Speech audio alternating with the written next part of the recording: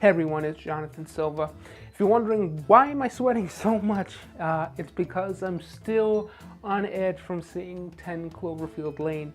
Now, the film is a spiritual successor to Cloverfield, the 2008 monster film, but I feel like their connection is sort of thin as a piece of floss, or as thin as a threading to a rag or shirt. It's very loosely connected with that other film. I think the only connection that it shares is some of the background business tie-ins and by name.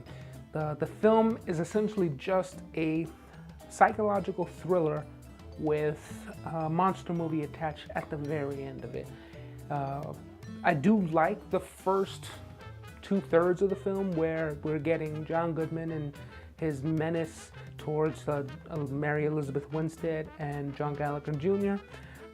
But I feel like as that story arc ends, we're thrown into another wholly idealized, realized story that doesn't necessarily fit with that whole film, doesn't necessarily feel as a whole film together. It feels more like if you had let's say a season of a TV show, and finally at the very final episode of that first season, Mary Elizabeth Winstead comes out of the bunker and she realizes that maybe John Goodman was right in his conspiracy theory about possibly Russian or possibly something maybe a little bit more outer spacey, if you catch my drift. But as a movie where you're invested so much time in this bunker inside Mary Elizabeth Winstead's head, you are sort of reeling as she's reeling. You're sort of rooting for her to get out of the bunker.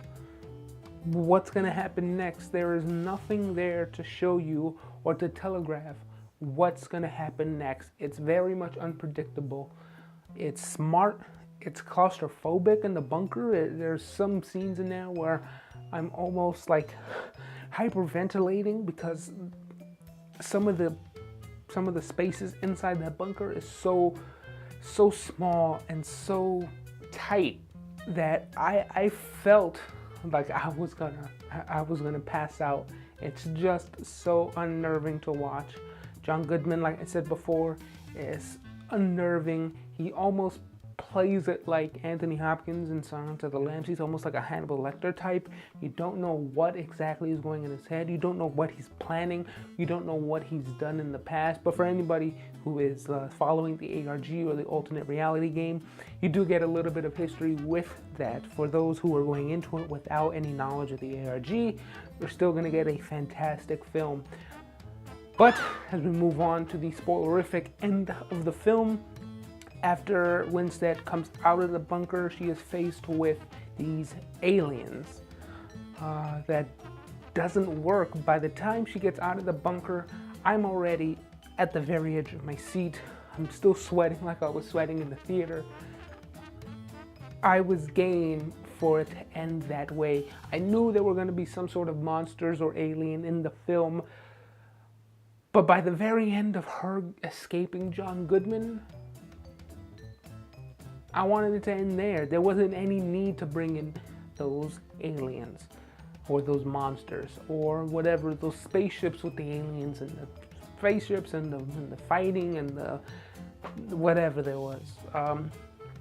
The movie has so many questions that they throw up in the beginning of the film. What is his motivation? Why are we here? What's really outside? And then finally, when we get the answer, it's just so underwhelming that the final 15 minutes of the film really does a number on the first hour and 15 minutes of the movie. Do I recommend seeing it? Yeah, I'd wholly recommend seeing it, mainly because of John Goodman's performance.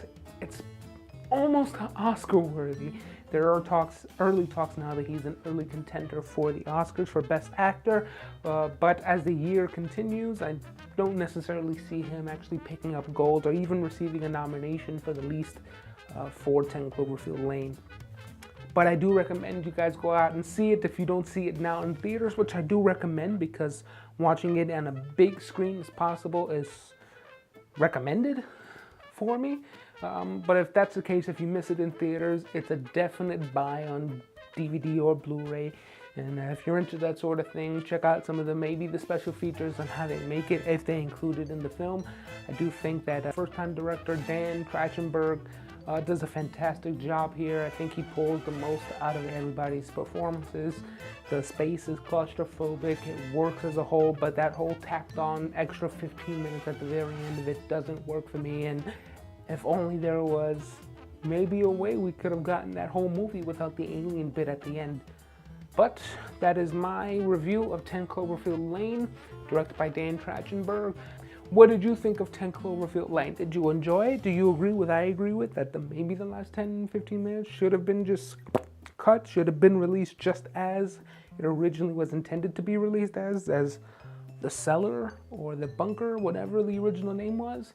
I would have loved to see what that original ending would have been. I know the script is somewhere floating around the internet. I definitely would like to catch up on it and read it. If you read it, tell me what you think in the comment section below. Did you like 10 Cloverfield Lane? Thumbs up, subscribe. I've been Jonathan Silva, and this has been LazyDog Films.